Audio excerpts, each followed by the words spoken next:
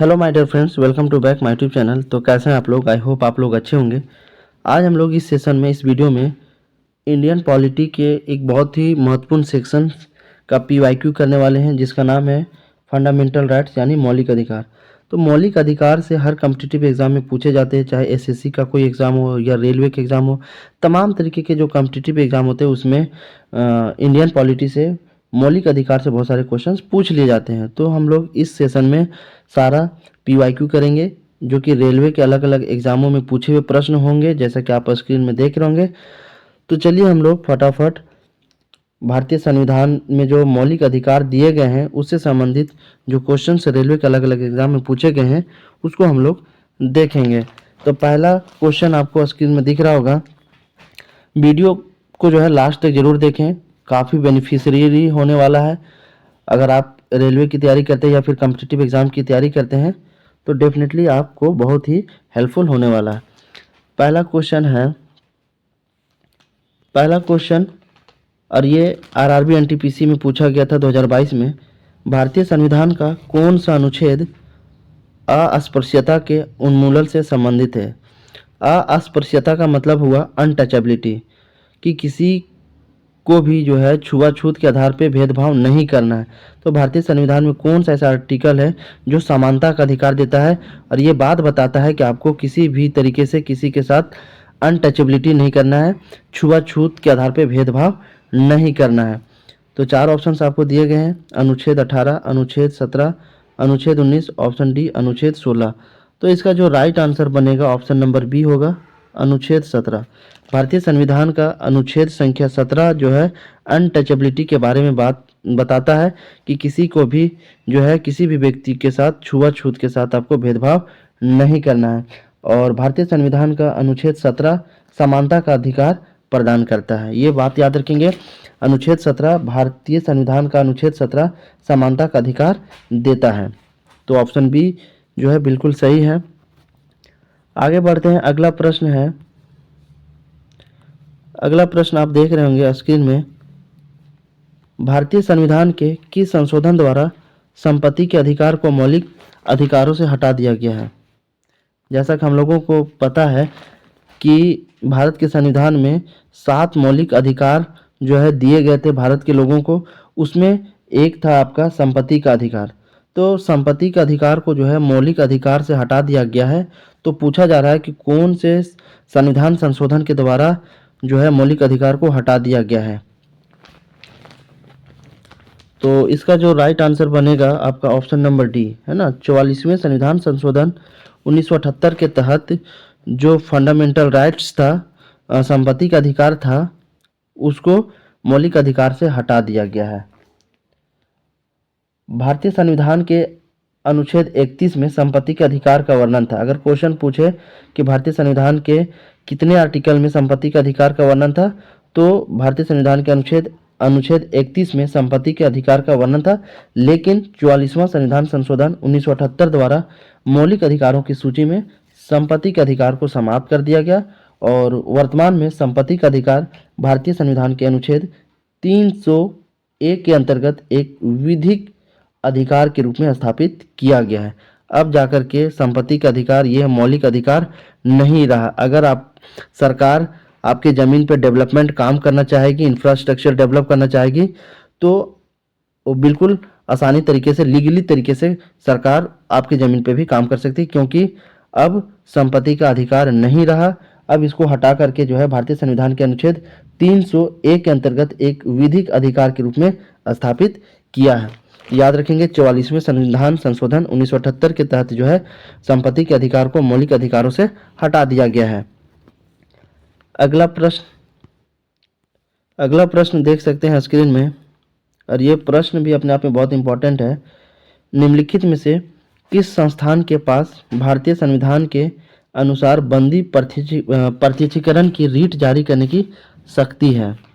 ठीक है, सर्वोच्च न्यायालय, उच्च न्यायालय, सर्वोच्च न्यायालय और उच्च न्यायालय, ऑप्शन डी निचले न्यायालय। तो इस प्रश्न का जो बिल्कुल आंसर बनेगा सर्वोच्च न्यायालय और उच्च न्यायालय, है ना। ऑप्शन नंबर सी जो होगा बिल्कुल सही होगा। सर्वोच्च न्यायालय और उच्च न्यायालय के पास जो है प्रत्यक्षीकरण की रीट जारी करने का शक्ति प्राप्त है।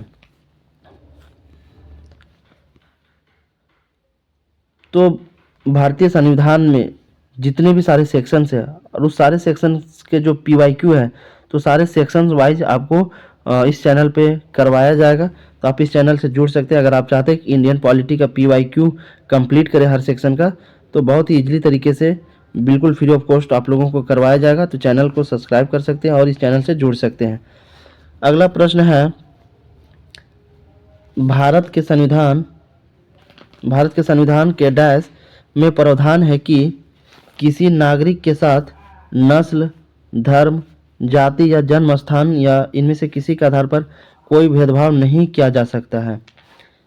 तो कौन सा आर्टिकल ये बताता है, किस आर्टिकल में ये प्रावधान किया गया है कि किसी भी नागरिक के साथ नस्ल, धर्म, जाति या जन्म स्थान के आधार पर आप उसके साथ भेदभाव नहीं कर सकते हैं? वो अनुच्छेद संख्या कौन सा है जो इस बात को कहता है?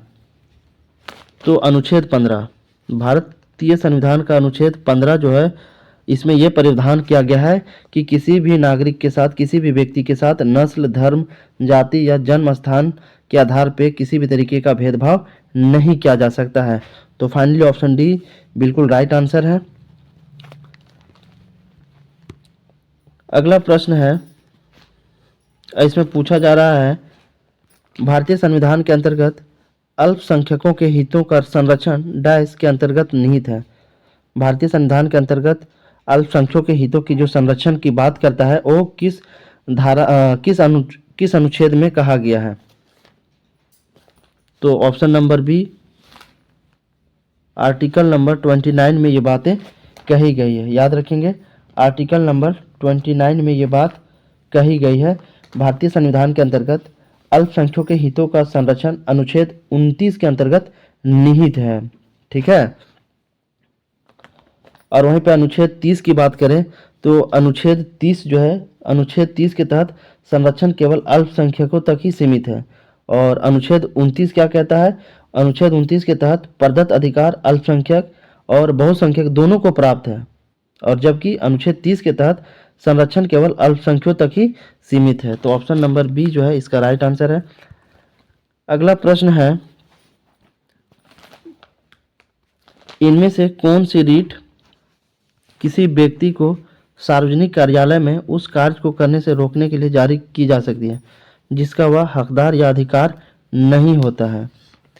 ऑप्शन दिए गए हैं, बंदी प्रत्यक्षीकरण, निषेधाज्ञा, अधिकार परीक्षा, ऑप्शन डी उत्प्रेषण।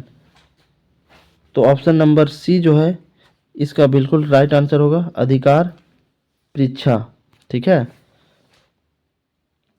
अधिकार परीक्षा जो है व्यक्ति को सार्वजनिक कार्यालय में उस कार्य को करने से रोकने के लिए भी जो है रीट जारी करने का अनुमान अधिकार होता है। अगला प्रश्न है, भारतीय संविधान का कौन सा अनुच्छेद अपराधों के लिए दोष सिद्धि के संबंध में संरक्षण से संबंधित है? 19, 21, अनुच्छेद 18 या फिर अनुच्छेद 20? तो इसका जो सही आंसर होगा ऑप्शन नंबर डी, अनुच्छेद 20। भारतीय संविधान का अनुच्छेद 20 जो है अपराधों के लिए दोष सिद्धि के संबंध में संरक्षण से संबंधित है। इसमें यह प्रावधान किया गया है, बातें बताई गई हैं। आगे बढ़ते हैं। अगला प्रश्न है आपके स्क्रीन में, और ये प्रश्न पूछा जा रहा है, भारतीय संविधान के कौन से अनुच्छेद शोषण के विरुद्ध अधिकार से संबंधित है? भारतीय संविधान के कौन सा अनुच्छेद शोषण के विरुद्ध अधिकार से संबंधित है? अगर आपके ऊपर कोई शोषण कर रहा है तो आप उस शोषण के विरुद्ध जो है आप कार्रवाई कर सकते हैं, एक्शन ले सकते हैं, उसका अधिकार आपको पास दिया गया है। तो कौन सा आर्टिकल के तहत इस बात का प्रावधान किया गया है कि कोई भी नागरिक जो है शोषण के विरुद्ध आवाज उठा सकता है, ये उसका अधिकार है? तो ऑप्शन नंबर ए, भारतीय संविधान के अनुच्छेद संख्या 23 से 24 आर्टिकल्स में ये प्रावधान किया गया है कि शोषण के विरुद्ध अधिकार से संबंधित आपकी बातें बताई गई हैं। अगला प्रश्न है, भारतीय संविधान के अनुसार डैश की आयु तक के बच्चों को मुफ्त और अनिवार्य शिक्षा प्राप्त करने का अधिकार है? 14 वर्ष, 6 वर्ष या फिर 10 वर्ष, ऑप्शन डी 18 वर्ष। तो 14 वर्ष के जो बच्चे हैं, 14 वर्ष आयु के जो बच्चे हैं, 14 वर्ष आयु तक के जो बच्चे होंगे उसको बिल्कुल मुफ्त और अनिवार्य शिक्षा प्राप्त करने का अधिकार है, यह भारतीय संविधान में दिया गया है। तो फाइनली ऑप्शन ए जो है इस प्रश्न का बिल्कुल राइट आंसर बनेगा। ठीक है। क्वेश्चन नंबर 210, अगर इसकी बात करें तो इसमें पूछा जा रहा है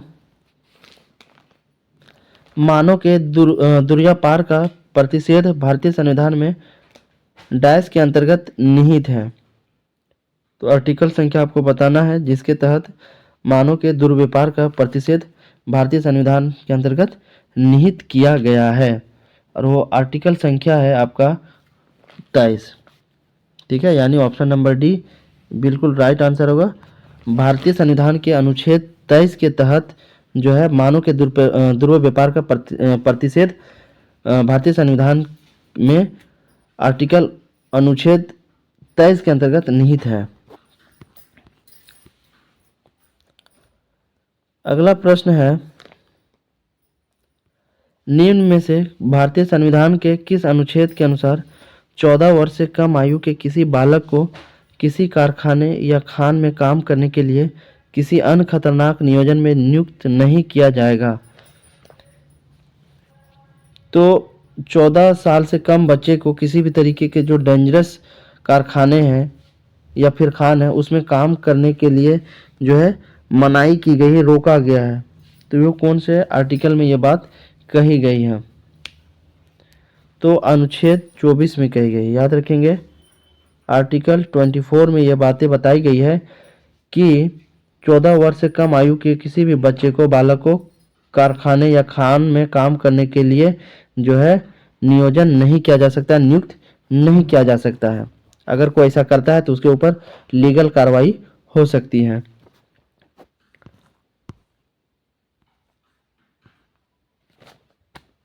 अगला प्रश्न है, भारतीय संविधान में 44वें संविधान संशोधन के परिणाम स्वरूप क्या हुआ? तो ऊपर में बताए थे कि भारतीय संविधान संशोधन जो कि 44वें संविधान संशोधन था जो कि 1978 में हुआ था। तो 44वें संविधान संशोधन 1978 में जो फंडामेंटल राइट्स था जिसमें संपत्ति का अधिकार था वो फंडामेंटल राइट्स नहीं रहा और उसको हटा करके भारतीय संविधान के अनुच्छेद 301 में जोड़ा गया, और ये बातें बताई गई कि जो संपत्ति का जो अधिकार था जो कि एक फंडामेंटल राइट्स था, अब वो राइट्स नहीं रहा। अगर सरकार उसमें किसी तरीके से डेवलपमेंट का काम करना चाहेगी तो बहुत ही आसानी तरीके से कर पाएगी। तो इसका जो सही आंसर होगा, देखिए कौन सा ऑप्शन सही है। संपत्ति के अधिकार को मौलिक अधिकारों की सूची से हटा दिया गया। हाँ बिल्कुल, यही जो है किया गया था। भारतीय संविधान में 44वें संविधान संशोधन के तहत संपत्ति के अधिकार को मौलिक अधिकारों की सूची से हटा दिया गया था, यानी हटा दिया गया है। ऑप्शन नंबर ए बिल्कुल राइट आंसर होगा। अगला प्रश्न है, निम्नलिखित में से किसके अनुसार कानून किसी भी व्यक्ति की प्रतिष्ठा पर ध्यान दिए बिना सभी के लिए समान रूप से लागू होते हैं? सरकार का शासन, शक्ति का शासन, विधि का शासन या फिर राज्य का शासन? तो ऑप्शन नंबर सी विधि का शासन। ऑप्शन नंबर सी विधि का शासन के तहत कानून किसी भी व्यक्ति की प्रतिष्ठा पर ध्यान दिए बिना सभी के लिए समान रूप से लागू होते हैं। कानून के नज़र में सब समान है, चाहे वो राष्ट्रपति हो या फिर प्रधानमंत्री हो या फिर मुख्यमंत्री हो। कानून के नज़र में सभी एक समान है। अगर कोई गलती करता है तो उस गलती के तहत उस पर कार्रवाई की जा सकती है। अगला प्रश्न है,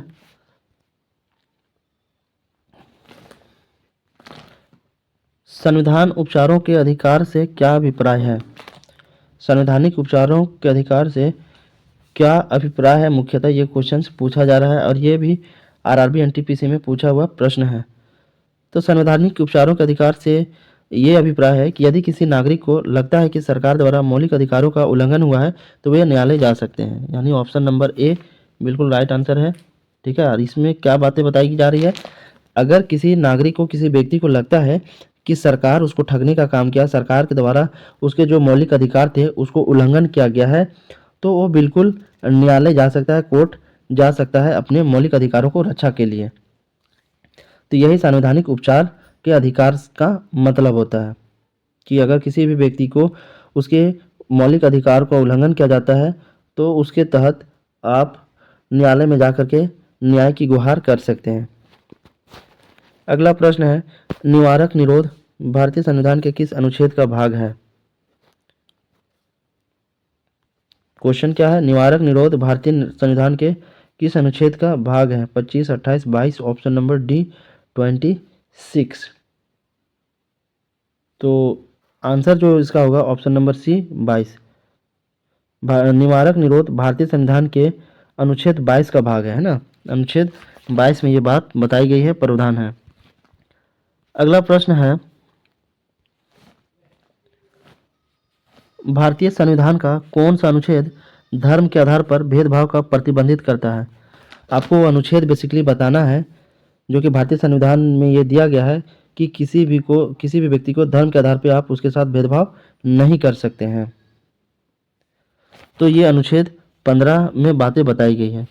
भारतीय संविधान के आर्टिकल नंबर 15 यानी अनुच्छेद संख्या 15 में ये बातें बताई गई है कि धर्म के आधार पर किसी भी व्यक्ति के साथ भेदभाव नहीं किया जा सकता है। नेक्स्ट प्रश्न है, भारत के संविधान के अनुसार इनमें से कौन सा अनुच्छेद मूल अधिकारों से संबंधित नहीं है? कौन सा अनुच्छेद मूल अधिकारों से संबंधित नहीं है, ये क्वेश्चंस आपको पूछा जा रहा है। 4 ऑप्शंस आपको स्क्रीन में दिख रहे होंगे और ये आरआरबी ग्रुप डी में पूछा हुआ प्रश्न है। तो अगर बात करें अनुच्छेद 30 का, तो ये भी जो है मूल अधिकार से संबंधित है। आर्टिकल 18 भी है और आर्टिकल 25 भी है। 30, 18 और 25 जो है ये मूल अधिकारों से संबंधित अनुच्छेद है।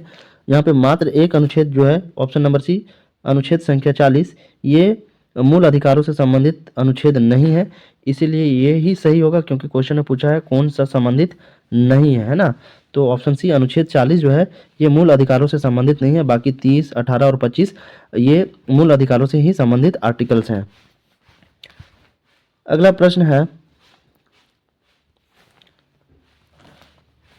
भारत के संविधान का कौन सा अनुच्छेद कहता है कि किसी व्यक्ति को उसके प्राण या दैहिक स्वतंत्रता से विधि द्वारा स्थापित प्रक्रिया के अनुसार ही वंचित किया जाएगा, अन्यथा नहीं किया जाएगा? तो आर्टिकल आपको बताना है। तो आर्टिकल है आपका वो अनुच्छेद संख्या 21 है। अनुच्छेद संख्या 21 जो है, अनुच्छेद संख्या 21 में ये प्रावधान किया गया है कि किसी व्यक्ति को उसके प्राण या दैहिक स्वतंत्रता से विधि द्वारा स्थापित प्रक्रिया के अनुसार ही वंचित किया जा सकता है, अन्यथा नहीं किया जा सकता है वंचित। क्वेश्चन नंबर 219, इसमें पूछा जा रहा है भारतीय संविधान के किन अनुच्छेद में मूल अधिकारों के बारे में प्रावधान है? मूल अधिकारों के बारे में किस किस आर्टिकल में बताया गया है ये पूछा जा रहा है। ये भी ग्रुप डी में पूछा हुआ प्रश्न है। तो अनुच्छेद 12 से जो 35 है, आर्टिकल संख्या 12 से 35 जो है इसमें मूल अधिकारों के बारे में बताई गई है। तो ऑप्शन नंबर डी अनुच्छेद संख्या 12 से 35 ये ऐसे आर्टिकल्स है जिसमें मूल अधिकारों के बारे में बातें बताई गई है, प्रावधान किया गया है। अगला प्रश्न है, भारत के संविधान का कौन सा अनुच्छेद शिक्षा के अधिकार से संबंधित है? कौन सा आर्टिकल शिक्षा के अधिकार से संबंधित है? अनुच्छेद 18, अनुच्छेद 22, अनुच्छेद 19 या फिर अनुच्छेद 21A? तो option number D article 21A के तहत जो है शिक्षा के अधिकार का प्रावधान किया गया है। याद रखेंगे आर्टिकल नंबर 21A, इस आर्टिकल में इस अनुच्छेद में शिक्षा के अधिकार से संबंधित बातें बताई गई, प्रावधान किया गया है।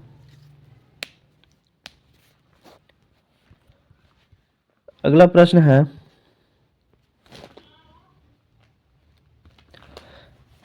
निजता का अधिकार जिसे सर्वोच्च न्यायालय ने जस्टिस KS पुट्टस्वामी जो कि अब रिटायर हो गए, सेवानिवृत्त हो गए, बनाम 2017 भारत संघ के ऐतिहासिक मामले में मूल अधिकार के रूप में मान्यता दी थी, मुख्य रूप से भारतीय संविधान के डैश से संबंधित है?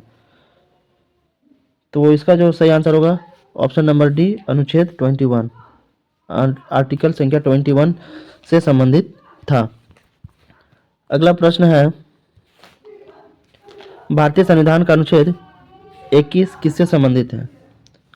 प्राण और दैनिक स्वतंत्रता का संरक्षण से संबंधित है, या फिर सांस्कृतिक और शैक्षिक अधिकार, या फिर आपका ऑप्शन सी संवैधानिक उपचार का अधिकार, ऑप्शन नंबर डी समानता का अधिकार। तो इसका जो सही आंसर होगा प्राण और दैहिक स्वतंत्रता का संरक्षण। भारतीय संविधान का आर्टिकल संख्या अनुच्छेद संख्या 21 जो है वो प्राण और दैहिक स्वतंत्रता का संरक्षण से संबंधित है। आगे बात करते हैं। अगला प्रश्न है,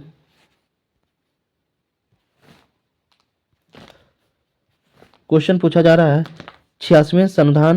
86वें संशोधन अधिनियम द्वारा भारतीय संविधान में अनुच्छेद 21A जोड़कर इनमें से किस अधिकार को स्वतंत्रता के अधिकार के भाग के रूप में मूल अधिकारों की सूची में शामिल किया गया था? तो शिक्षा का अधिकार। अभी बताए ना ऊपर में कि भारतीय संविधान के अनुच्छेद 21 में शिक्षा का अधिकार का बातें बताई गई है। तो ऑप्शन नंबर ए ही जो है इसका बिल्कुल राइट आंसर होगा, शिक्षा का अधिकार। अगला प्रश्न है, निम्नलिखित में से किस संशोधन द्वारा भारतीय संविधान में शिक्षा का अधिकार शामिल किया गया था? तो संशोधन संख्या बताना है आपको जिसके तहत शिक्षा का अधिकार शामिल किया गया है। तो इसका जो सही आंसर होगा ऑप्शन नंबर डी 86 है ना। भारतीय संविधान संशोधन जो कि कितना 86वां संविधान संशोधन के तहत शिक्षा का अधिकार को शामिल किया गया है, जोड़ा गया है, जैसे कि आप वो भी ऊपर में देखे होंगे। 86वें संविधान संशोधन के द्वारा जो है शिक्षा का अधिकार को भारतीय संविधान में जोड़ा गया है। अगला प्रश्न क्या पूछा जा रहा है, राज्य 6 वर्ष से 14 वर्ष तक की आयु वाले सभी बालकों के लिए निःशुल्क और अनिवार्य शिक्षा देने का ऐसी रीति में जो राज्य विधि द्वारा अवधारित करे उपबंध करेगा को डैश के तहत भारतीय संविधान में जोड़ा गया है। बेसिकली पूछा जा रहा है कि 6 वर्ष से 14 वर्ष तक की जो आयु के जो बच्चे हैं उसको बिल्कुल फ्री ऑफ कॉस्ट कंपलसरी शिक्षा देना है, तो किस आर्टिकल के तहत जोड़ा गया है? बेसिकली वो आर्टिकल आपको बताना है, वो आर्टिकल संख्या कौन सा है। तो जो आर्टिकल संख्या है वो 21A है। भारतीय संविधान का अनुच्छेद संख्या 21A जो है ये शिक्षा का अधिकार के बात बताता है, शिक्षा का अधिकार है। और जो भी 6 वर्ष से 14 वर्ष तक के बच्चे हैं उसको बिल्कुल सरकार के द्वारा निःशुल्क और मैंडेटरी शिक्षा देना है, क्योंकि बच्चों का जो है शिक्षा का अधिकार है 6 वर्ष से 14 वर्ष के बच्चों का, ये भारतीय संविधान के आर्टिकल 21A कहता है। अगला प्रश्न क्या है, भारतीय संविधान के अनुच्छेद 32 में इनमें से किस मौलिक अधिकारों का उल्लेख है? देखिए 32 पूछा जा रहा है ना। भारतीय संविधान के आर्टिकल 32 में कौन सा मौलिक अधिकार के बारे में बताया गया है? 4 दिए गए हैं, स्वतंत्रता का अधिकार, संवैधानिक उपचार का अधिकार, या फिर समानता का अधिकार, या फिर ऑप्शन डी संपत्ति का अधिकार। तो ऑप्शन नंबर बी संवैधानिक उपचार का अधिकार। ऑप्शन नंबर बी जो है संवैधानिक उपचार का अधिकार के बारे में बताया गया है। भारतीय संविधान के अनुच्छेद 32 में ये कहा गया है कि सरकार अगर आपके जो फंडामेंटल राइट्स हैं उसका उल्लंघन करता है, आपके जो मौलिक अधिकार है उसका उल्लंघन करता है, तो आप न्यायालय में जा करके आप अपनी मौलिक अधिकारों की रक्षा कर सकते हैं। उसी को संवैधानिक उपचार का अधिकार कहा जाता है। ठीक है, याद रखेंगे। संवैधानिक उपचार का मतलब होता है कि सरकार के द्वारा अगर आपके मौलिक अधिकारों का हनन किया जाता है, छीना जाता है, तो आप उसको रक्षा करने के लिए आप कोर्ट के शरण में जा सकते हैं अपना न्याय पाने के लिए, अपनी फंडामेंटल राइट्स को बचाने के लिए। और ये भारतीय संविधान के आर्टिकल 32 में कहा गया है, प्रावधान किया गया है। अगला प्रश्न है, भारतीय संविधान के अनुच्छेद 22 के अनुसार किसी व्यक्ति को उस कृत्य के लिए दोषी नहीं ठहराया जा सकता है जो उसके किए जाने के समय अपराध नहीं था। ठीक है, क्वेश्चन बेसिकली पूछा जा रहा है कि भारतीय संविधान का वो कौन सा अनुच्छेद संख्या है, कौन सा आर्टिकल्स है जिसमें ये बात कहा गया है कि अगर कोई व्यक्ति कोई अपराध करता है, अगर कोई दोषी है, अपराध किया है, और उस टाइम जिस टाइम अपराध किया है उस टाइम अगर वो दोषी के अंदर में नहीं आता है तो उसको अपराध नहीं माना जा सकता है। जिस टाइम अपराध किया है और अगर वो अपराध के श्रेणी में नहीं आ रहा है तो उसको अपराधी या दोषी नहीं माना जा सकता है। यह भारतीय संविधान के किस अनुच्छेद में प्रावधान किया गया है, यही क्वेश्चन जो है पूछा गया है। तो ऑप्शन नंबर जो होगा बी अनुच्छेद संख्या 20 में ये प्रावधान किया गया है। भारतीय संविधान का अनुच्छेद संख्या 20 में ये प्रावधान किया गया है, आप याद रखेंगे। आगे बढ़ते हैं। अगला प्रश्न क्या है? अगला प्रश्न पूछा जा रहा है, निम्नलिखित में से कौन सा भारतीय संविधान में शामिल एक मौलिक अधिकार नहीं है? इनमें से आपको बताना है कि मौलिक अधिकार कौन सा नहीं है। संवैधानिक उपचार का अधिकार, ये तो मौलिक अधिकार है कि अगर सरकार के द्वारा, किसी के द्वारा अगर आपके मौलिक अधिकार का हनन किया जाता है तो आप अपने मौलिक अधिकार को बचाने के लिए कोर्ट जा सकते हैं, ये आपका मौलिक अधिकार है। ये बात तो सही है। समानता का अधिकार, ये भी मौलिक अधिकार है। संपत्ति अर्जित करने का अधिकार और स्वतंत्रता का अधिकार, तो यहाँ नहीं पूछा ना, तो नहीं, यहाँ में मात्र सी होगा। संपत्ति अर्जित करने का अधिकार नहीं है। संपत्ति अर्जित करने का जो अधिकार है ये मौलिक अधिकार के अंतर्गत नहीं आता है। बाकी संवैधानिक उपचार का अधिकार हो, समानता का अधिकार हो या फिर स्वतंत्रता का अधिकार हो, ये सारे मौलिक अधिकार हैं, यानी फंडामेंटल राइट्स हैं। यानी ऑप्शन नंबर सी गलत होगा। संपत्ति अर्जित करने का अधिकार जो है ये फंडामेंटल राइट्स के अंतर्गत नहीं आता है। नेक्स्ट प्रश्न है, भारतीय संविधान में मूल अधिकार के रूप में वर्णित लोक नियोजन के विषय में अवसर की समानता संविधान के किस अनुच्छेद में दी गई है? समानता का जो अवसर है, ठीक है, सभी को क्या मिलना चाहिए? समान अवसर मिलना चाहिए। अपॉर्चुनिटी जो है सबको बराबर मिलनी चाहिए। ये भारतीय संविधान के किस आर्टिकल में, किस अनुच्छेद में प्रावधान किया गया है? तो ये जो है अनुच्छेद 16 में किया गया है। भारतीय संविधान का अनुच्छेद संख्या 16 ये कहता है कि सभी को जो है अवसर बराबर मिलना चाहिए। अवसर की समानता जो है अनुच्छेद 16 के तहत दिया गया है। अगर जॉब है, जॉब में है तो समानता का अधिकार सभी को है। अपॉर्चुनिटी जो है सबको बराबर मिलनी चाहिए, और अगर नहीं मिलता है तो अनुच्छेद 16 का उल्लंघन होगा, क्योंकि अनुच्छेद 16 कहता है अवसर की समानता होनी चाहिए। अगला प्रश्न क्या है? अगला प्रश्न है, इनमें से क्या भारत के संविधान में स्वतंत्रता के अधिकार के अंतर्गत शामिल नहीं है? स्वतंत्रता के अधिकार के अंतर्गत कौन सा शामिल नहीं है, ये क्वेश्चन पूछा जा रहा है। जब भी नहीं वाला क्वेश्चन पूछे तो आप थोड़ा सा एक्स्ट्रा केयर करेंगे, क्योंकि नहीं वाला क्वेश्चन में अक्सर बच्चे जल्दबाजी में गलत करते हैं। तो यहाँ पे क्वेश्चन नहीं पूछा जा रहा है स्वतंत्रता के अधिकार के अंतर्गत शामिल कौन सा नहीं है। तो वाक स्वतंत्रता और अभिव्यक्ति स्वतंत्र, हाँ ये बात तो सही है। फ्रीडम टू एक्सप्रेस है। भारत के राज्य क्षेत्र में सर्वत्र आबाद संचरण का ये भी है। भारत के राज्य क्षेत्र में किसी के धर्म को बढ़ावा देना, ये बात गलत है कि भारत के राज्य क्षेत्र में किसी के धर्म को बढ़ावा देना ये स्वतंत्रता के अधिकार के अंतर्गत शामिल नहीं है। सभी धर्म के लोग बराबर है। सभी के धर्म क्या है? बराबर है। किसी भी धर्म को बढ़ावा नहीं देना है भारत के राज्य क्षेत्र के अंतर्गत। तो यही जो होगा गलत होगा, और गलत है इसलिए ये सही है, क्योंकि भारत के राज्य क्षेत्र में किसी के धर्म को बढ़ावा देना ये स्वतंत्रता के अधिकार के अंतर्गत शामिल नहीं है। और फिर ऑप्शन डी था शांतिपूर्वक और निरायुध सम्मेलन का। अगर आप कहीं पे शांतिपूर्वक सम्मेलन कर रहे हैं तो ये भी आपका जो है स्वतंत्रता का अधिकार के अंतर्गत में आता है। अगला प्रश्न है, कौन सा अनुच्छेद जीवन और व्यक्तिगत स्वतंत्रता के संरक्षण से संबंधित है? अनुच्छेद 31, अनुच्छेद 12 या फिर अनुच्छेद 22? ऑप्शन नंबर डी अनुच्छेद 21। तो ऑप्शन नंबर डी जो है बिल्कुल सही है। आर्टिकल संख्या 21 जो है जीवन और व्यक्तिगत स्वतंत्रता के संरक्षण से संबंधित है। भारतीय संविधान का अनुच्छेद संख्या 21 जीवन और व्यक्तिगत स्वतंत्रता के संरक्षण से ही संबंधित है। आप क्या है, बिल्कुल व्यक्तिगत रूप से स्वतंत्र है, और आर्टिकल 21 इस बात को आपको अधिकार देता है। अगला प्रश्न है, इनमें से कौन सा मौलिक अधिकार भारतीय संविधान के अनुच्छेद 16 में शामिल है? लोक नियोजन में अवसर की समानता, उपाधियों के अंत, अनटचेबिलिटी का अंत, या फिर विधि के समक्ष समता? तो इसका जो राइट आंसर होगा लोक नियोजन में अवसर की समानता। ऑप्शन नंबर ए बिल्कुल राइट आंसर है। भारतीय संविधान के अनुच्छेद 16 में ये बात कहा गया है कि सभी को जो है समान अवसर मिलने चाहिए, समान अवसर प्राप्त होना चाहिए, यानी अवसर की समानता होनी चाहिए। ये भारत का अनुच्छेद संख्या 16 कहता है। नेक्स्ट प्रश्न है, मान लीजिए कि सशक्त बल के किसी अधिकारी को उसके महिला होने के कारण पदोन्नति से वंचित किया गया है, तो इस स्थिति में निम्नलिखित में से किस मौलिक अधिकार का उल्लंघन हो रहा है।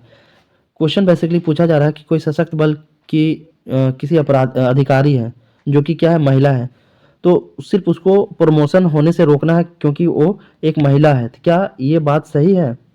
और इस स्थिति में किस मौलिक अधिकार का उल्लंघन होगा? अगर कोई महिला है और उस महिला को प्रमोशन होने से रोक दिया जाए, प्रमोट करने से रोका जाए, सिर्फ इस बात को लेकर के वो महिला है, तो कौन से मौलिक अधिकारों का उल्लंघन होगा? संवैधानिक उपचारों का अधिकार, या फिर शोषण के विरुद्ध अधिकार, या फिर स्वतंत्रता का अधिकार, या फिर ऑप्शन डी समानता का अधिकार। तो राइट आंसर होगा ऑप्शन नंबर डी, समानता का अधिकार। चाहे मेल हो या फीमेल, महिला हो या पुरुष, सभी को क्या है, समानता का अधिकार है, इक्वलिटी है, राइट टू इक्वलिटी है। सभी को बराबर अपॉर्चुनिटी मिलनी चाहिए हर फील्ड में। आपको जो है इस बात के लिए नहीं रोका जाएगा कि आप महिला हैं इसीलिए आपको प्रमोशन नहीं दिया जाएगा या फिर समान अवसर नहीं दिया जाएगा। ये बातें बिल्कुल गलत हैं। अगर ऐसा कोई करता है तो मौलिक अधिकार का उल्लंघन होगा।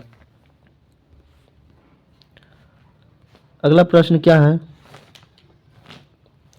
मूल अधिकारों के हनन के मामले में भारतीय संविधान के इनमें से किस अनुच्छेद के तहत भारत के उच्चतम न्यायालय में सीधे याचिका दायर की जा सकती है? क्वेश्चन बेसिकली ये पूछा जा रहा है कि आपके अगर कोई मूल अधिकार का हनन करता है, उल्लंघन करता है, तो आप उसके रक्षा के लिए उच्च न्यायालय में याचिका दायर कर सकते हैं। तो किस आर्टिकल के तहत आप अपने फंडामेंटल राइट्स को, अपने मूल अधिकार को रक्षा कर सकते हैं? वो अनुच्छेद संख्या आपको बताना है। तो अनुच्छेद संख्या है वो 32, ऑप्शन नंबर सी 32। भारतीय संविधान का अनुच्छेद संख्या 32 ये कहता है कि अगर आपके मूल अधिकारों का अगर हनन होता है, छीना जाता है, तो आप अपनी मूल अधिकार को रक्षा के लिए, बचाने के लिए उच्चतम न्यायालय में सीधे याचिका दायर कर सकते हैं।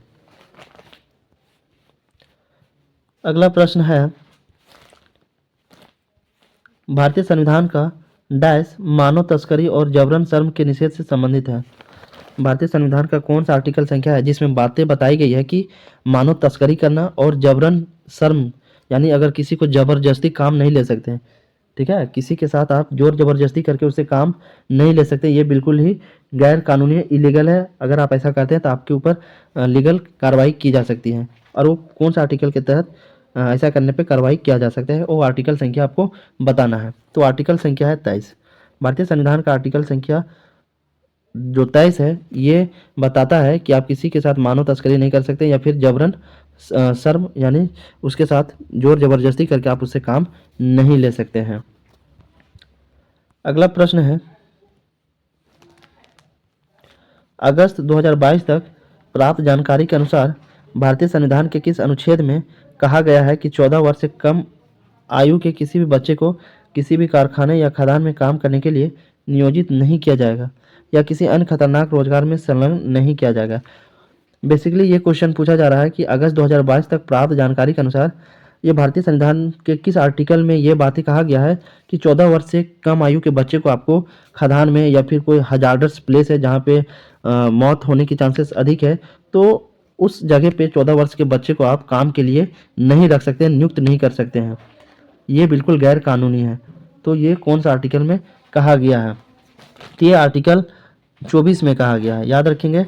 भारतीय संविधान के आर्टिकल संख्या 24 में ये बात कहा गया है कि 14 वर्ष से कम बच्चे को आप कारखाने या फिर खदान में एज ए चाइल्ड लेबर नहीं नियुक्त कर सकते हैं, उससे काम नहीं ले सकते। अगर आप लेते हैं तो आपके ऊपर आर्टिकल 24 के उल्लंघन के तहत आपके ऊपर लीगली कार्रवाई किया जा सकता है। अगला प्रश्न है, 6 से 14 वर्ष की आयु के बीच माता पिता या अभिभावकों को अपने बच्चों के लिए शिक्षा के अवसर प्रदान करना चाहिए। यह कब शिक्षा के अधिकार कानून का हिस्सा बन गया? 2005, 4, 2008 या फिर 2009?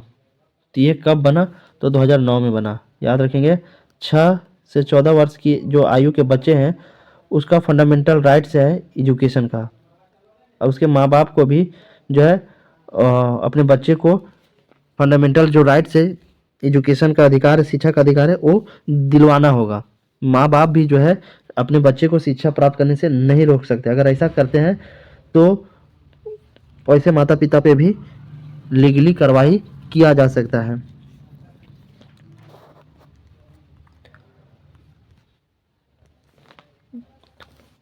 अगला प्रश्न क्या है, भारत के संविधान में मूल अधिकारों के डैश के तहत धर्म, नस्ल, जाति, लिंग या जन्म स्थान के आधार पर भेदभाव नहीं किया जा सकता है। तो कौन सा आर्टिकल के तहत नहीं किया जा सकता है? आर्टिकल संख्या 15 के तहत किसी भी व्यक्ति के साथ उसके धर्म, नस्ल, जाति या लिंग या फिर जन्म स्थान के आधार पर भेदभाव नहीं किया जा सकता है।